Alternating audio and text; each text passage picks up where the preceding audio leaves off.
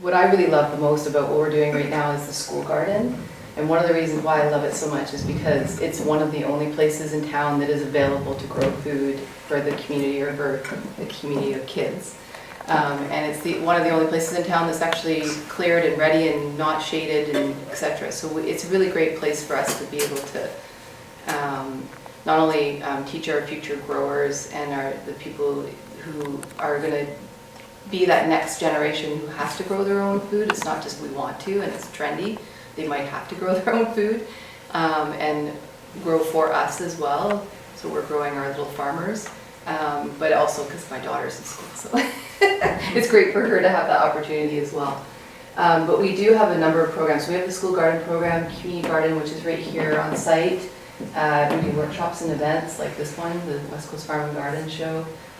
Food preservation program, and we have a lot of partners that we work with, one of them being the Claplet Pies for Trust and Eat West Coast, who we've partnered to do this larger food preservation program and trained a number of people on the coast to actually train others to be able to preserve food safely. So that's been a really fun project as well. And so we're going to be doing actually our last Train the Trainer this April, I believe, in Tofino. So if anybody who is interested in taking that training, it's a full 3-day commitment, and it's fully subsidized. So it's a great opportunity to learn how to preserve food safely, but also to teach others that.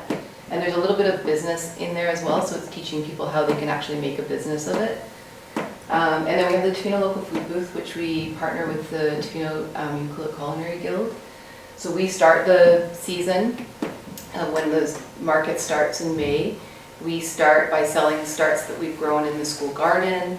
We, talk to everybody in town and say who has extra kale or whatever in their garden, and we sell that at the market. So it's just a nice way to bring attention to what is growing in town. It gives the kids a little pride because they get to come and sell starts at the market and sell food at the market. And then TUCG takes over when their food is starting to come in a little more and we're too busy to keep it up.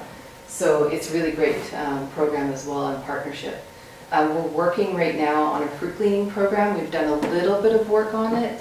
It's all new to me creating this kind of program, so I've had a little bit of challenges along the way, like creating the program. I need to find insurance and WCB for the employees or the contract people that are going to be doing the work. But we're working out those kinks, and again, we're working with the CBT on this. We're working with Wild Safe BC, so bringing in lots of partners to really help us to make that happen. And then, of course, we're the member of the Coastal Agricultural Roundtable from the Coastal Addendum that was brought out. So, I was talking too fast. Getting it all in. So I'll just whip through. There's a few pictures of the school garden over the years. We took over the school garden a few years ago because we wanted to keep that consistency going, and we found that various volunteers, Louise had her hands in the garden for a little while, other people have had PAC, the Parent Advisory Committee, but what was happening is that Louise's daughters went to high school, so maybe she's not as keen or there as often to be able to do the work. People move or change their ideas of what they want to do. Kids, they move out of town or whatever. And so we were losing that consistency. And as we all know, if you leave a garden even for a few days, it's going to just be taken over by salal and blackberries. So we took over so that we can maintain that consistency, and we fundraise and hire a garden coordinator so that we have year-round programming. And right now we have 7 programs running in the school, 2 recess clubs. So anybody in the school can be a part of that. There's no barrier. You can come out at recess and work in the garden with us. And then we have 2 after-school programs. We have 2 microgreen programs, and then we're just about to start a First Nations food program where we've got a young First Nations artist who's drawing these beautiful pictures of some of the local First Nations foods, and then we'll be bringing the kids out and teaching them about that with Grandma Grace and Darlene at the school, and then taking the kids out into the school ground and finding the plants as well. So it's going to be a really neat way to tie in that culture and art as well into the garden. So just a few other, we did plant a food forest at the school garden a year in November. And so it's starting to really grow up as well. I take so much pride in that we can actually harvest food and bring it to the kitchen now. So the kids are getting it in the school lunch program as well as in the snacks. And just a little picture of them growing starts and some of the starts that we're taking to market as well. So we're trying to make our program a little more sustainable. It's challenging in the best of scenarios to grow food and make enough money to even just break even. But we've got a lot of kid labor, so we have that benefit. And then we would really like to have fun with it too. So these are some composters that Georgina and Louise created. And Georgina is also keen in the art world, so she came over and helped us paint them. And we think we might even just paint them every year just for fun and get some new look to the garden. So here's the community garden. We're really happy that we're still here doing that because there's nowhere else in town right now. It's one of the plots. And one of the composters that Louise built for myself, we actually had a workshop. I said I really want a composter that is bigger because I have a lot of food scraps and chicken poop and things that I wanted to compost. So we decided that instead of just building a compost and paying you, let's pay you to do the workshop as well so that we can teach other people how to build a composter. So we did that one day and it was really fun. So we do a lot of grow local workshops, edible garden tours, which are coming up. I think will be the last weekend in July this year. We're just confirming that. Unfortunately, I couldn't confirm that before I spoke today. West Coast Farm and Garden Show, Food Preservation Program, amongst other workshops that we do. And here's just a few: seed saving, how to make your own water catchment, biodynamic farming. We had Linda Gilkison come in. She's a Salt Spring Island grower who does a lot of winter gardening, very knowledgeable. Food preservation. We made sure that we got Ron, school chef, in there so that he can now hopefully in the future be teaching the kids how to preserve food. We did a little bit with our after school program, but we want to really make sure the people that the kids see every day in the school, I think they'll feel more comfortable learning these types of skills from. So it's nice to have him on board with us as well. And then family gardening workshops or kids gardening workshops as well. Electric fencing demo for us that keep chickens and bees. I believe Bob has a little setup today if anybody's interested in those types of systems. And I actually have one as well around my chicken coop. So if anybody's curious and wants to see how it works, you can let me know. And then we also do beeswax wraps as another added product to sell at the market. But again, we workshop, so we set up a workshop so we teach people how to make them. And then the ones that we make in the workshop we take and sell. So it's kind of teaching people but also creating a product to sell. Food preservation program, so we talked a little bit about that already. And we also, the TCFI, pickle kelp so that we can then sell it, and another way of putting a little more money into the pot for other programming. Food preservation. There's the Tofino local food booth. You recognize those girls? So we have a little space in the school in the undercover area here. And Brad Dussault, the old principal, the previous principal, he built us some beautiful shelves. And it's the south-facing, beautiful, sunny spot. So we grow all our starts there. There's a bunch growing right now. And then we just keep potting them up and then bringing them to market. So it's just a great space and great opportunity for the kids to see an actual example of growing for market. And there, you recognize that lady down there? And then edible garden tours. The great thing about the garden tours is that they are local inspiration. So when I first moved here 20 years ago, I didn't think I could grow anything, and I'd always been a gardener, and I just kind of put it aside. And that's part of the reason why we started the food initiative, is because we wanted to make sure that people knew that, yeah, you can garden here. And the garden tours were one of the first things that we did, is we said, let's find all those little backyard gardeners and showcase their space and what they're doing. And everybody is so unique, and everybody has a different little ecosystem in their backyard. So it's nice to be able to tour around and say, oh yeah, this is kind of similar to what my situation is like, and I can do that. You know, I can make that little, you know, cloche, and I can grow those leeks and things like that. So more. It's nice because we always try to get chickens on the tour as well, because more and more people are curious about keeping chickens and other livestock. So that's really nice as well.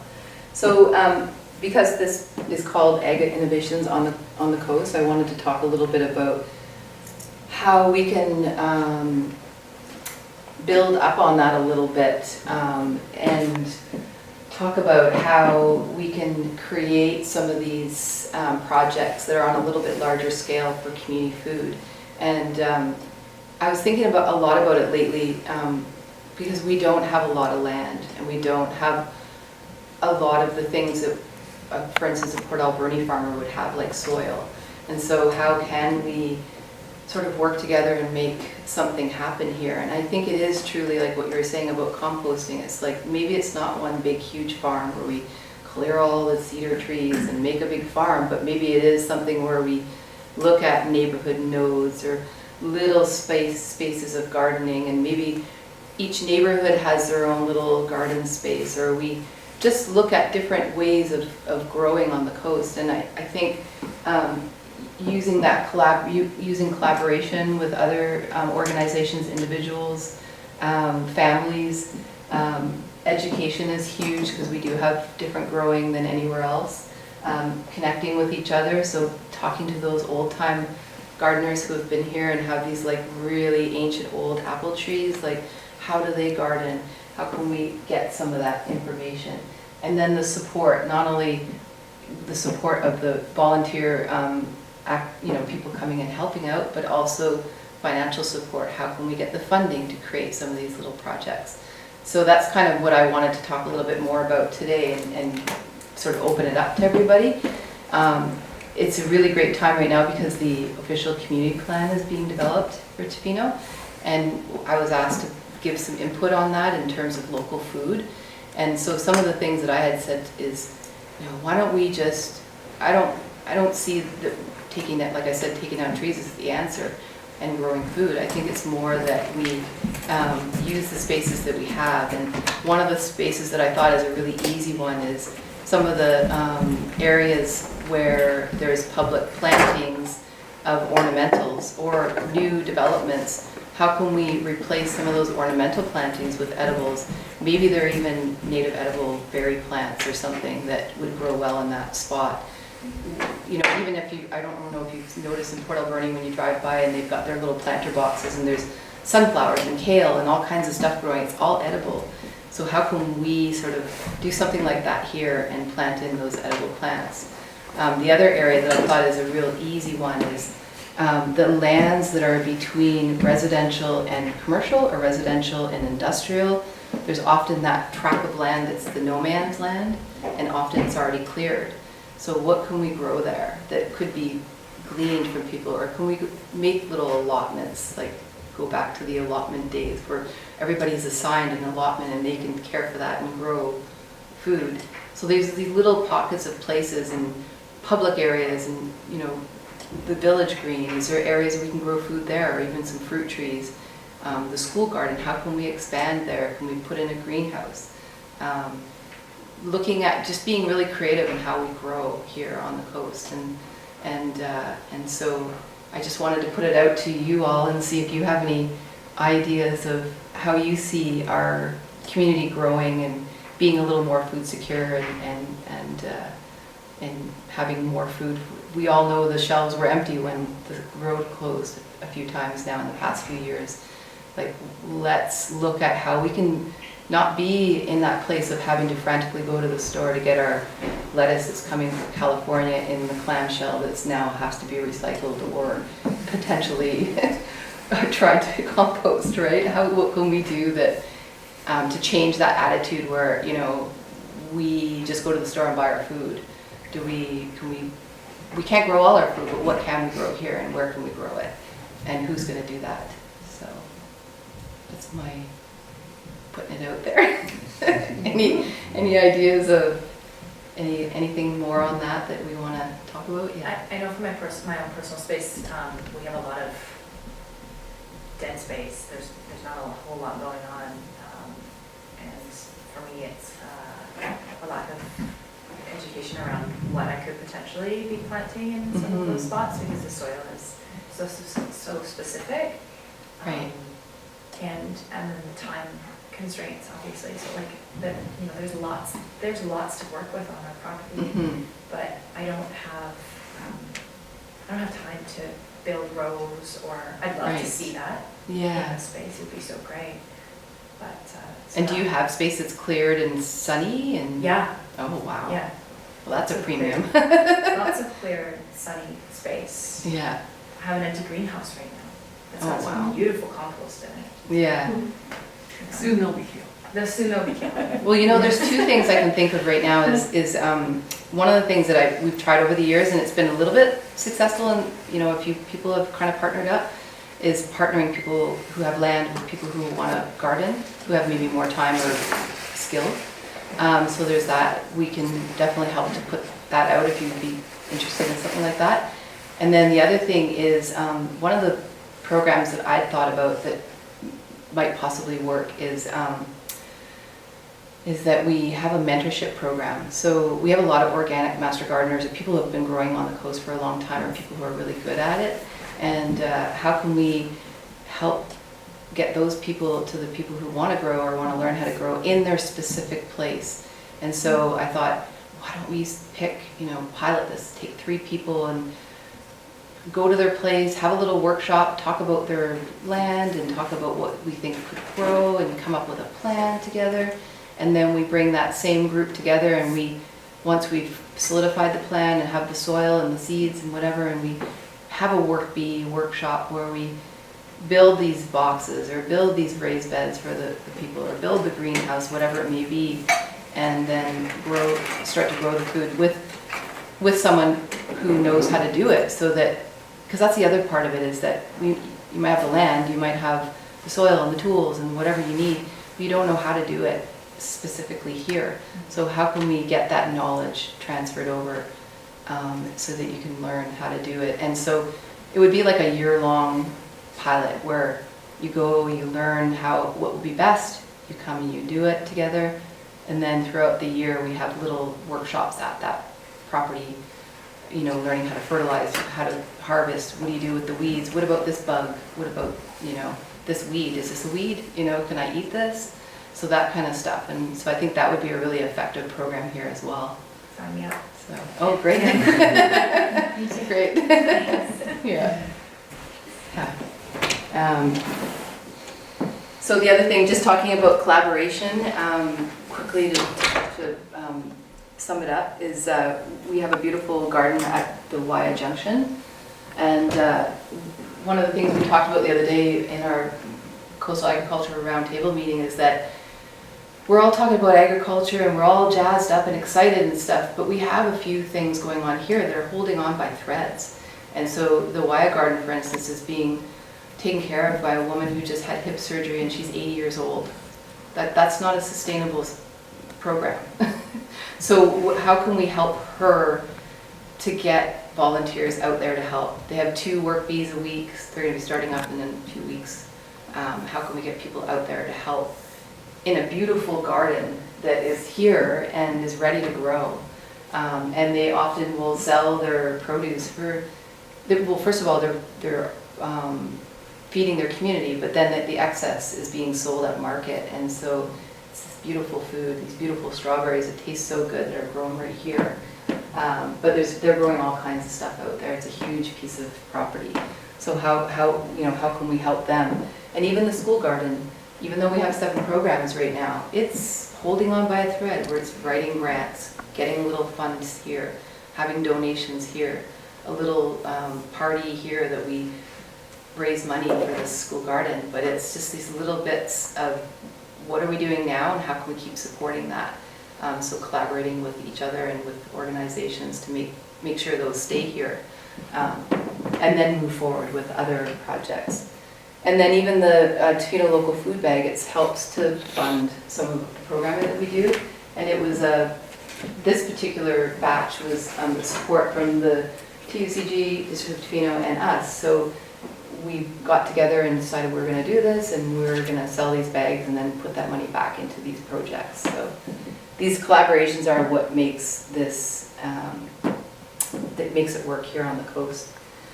So upcoming events, edible garden tours, like I said, we do one in Yuki as well with the Yuki Local Food Society. They're going to have theirs on July 19th, so I think we'll be the next weekend, which is usually how we run it. Food preservation training is coming up, the one that I spoke about. We're also going to be doing a series of food preservation, just general community workshops that are going to be free because the life skills room at the school is being made available to us for free. So that'll be coming up soon. It'll be in the evening, midweek, and it's great because even if you do think you know everything there is to food preservation, I was surprised at how much I've learned in those courses. And it's just a nice way to get together and just can food and learn how to dehydrate food. We're also going to be taking one step further and doing a fermenting workshop as well. There's a woman in Yuki who's really skilled at it and who's actually going to be learning from Sandra Katz, who is the fermentation fellow. So she'll be coming and doing a ferment workshop as well.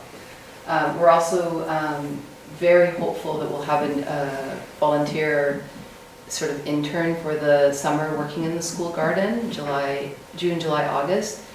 She'll be doing, we just wrote a grant to have these community work bees in the school garden, as well as workshops and a few other things. So hopefully she'll be coming, she'll be helping to grow over the summer, because one of the things that happens is in the summer, the school garden, no one's around, it gets weedy and overgrown and not watered properly. And although we have volunteers that are wonderful, some of them just don't know how to maintain it. So she'll be here working full-time in the school garden and harvesting, taking to market with the kids, having these community days, and then having a whole garden full of food for when the kids come back to school, which has always been my goal, but never quite got there. Fruit cleaning program, like I mentioned, and then hopefully chicken socials. We did a whole series last year based on the fact that people were asking me a million questions about keeping chickens, and I thought, well, why don't we just have a little social and talk about it? And George just wanted to for a long time as well. So we got together and made that happen. And they were pretty fun, and I think there's a whole round of new people that want to have chickens now, so we just might have to do it again, George. I think so. And it's so much fun, because all us chicken people are a little crazy, and we like to talk about chickens. So there's all kinds of ways to follow us, Facebook, Instagram, our website, sign up for our newsletter, it's on the table here. And I also forgot to put on there, because I forgot, that we have a YouTube channel. So all of the presentations we've done at the Farm and Garden Show in the past few years are on that channel. And I'd love to get more subscribers. What is the YouTube channel? I think it's Tofino Local Food, and I'm going to look it up right now. While Do we're an still here. Instagram post. That's what I'm going to do. I'm going to do an Instagram post, and I'm going to tell you, because most of these have been filmed, most of the workshops this weekend have been filmed. So hopefully we'll be up there, and it's just a nice way for us to get that information out there for people that couldn't come this weekend. Any questions or comments or anything else? Yay. Are the food preservation classes and like the cabbage fermenting or sauerkraut things, are they going to be posted on the website? Oh, for sure, yeah. Okay. Well, we're really, are you on Facebook? No, but I'm going to get on Facebook. Okay, just because I know that That's we're something I really have good to at do. making sure everything's on Facebook. Okay. We're pretty good at doing the website as well, but Sometimes if it's a last minute thing, it goes on Facebook. Okay, So Facebook and Instagram are usually our biggest channels of okay, and I communication. didn't know you were on Instagram, so that, Yeah. I'm on Instagram. Oh, so perfect, that- yeah, so Tofino Local Food and get lots of information there as well, yeah. Yeah, so thank you. Thanks for coming.